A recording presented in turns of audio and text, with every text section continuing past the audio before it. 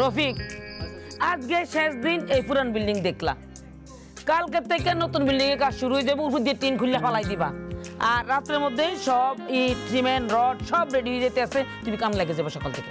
আপনি কোনো টেনশন করতে চাচ্ছি, আমি সব মাপজোপ নিয়ে নিছি। কালকে আমার লোকজন আইসা এটা অর্ধেক ভাঙা শুরু করে দিব। কিন্তু আপনি রড বালু ইট সিমেন্ট সব আইনা রাখবেন। আলহামদুলিল্লাহ কালকে থেকে আমরা কাজ শুরু করে দিব ইনশাআল্লাহ। তাহলে আমরা এখন যাই।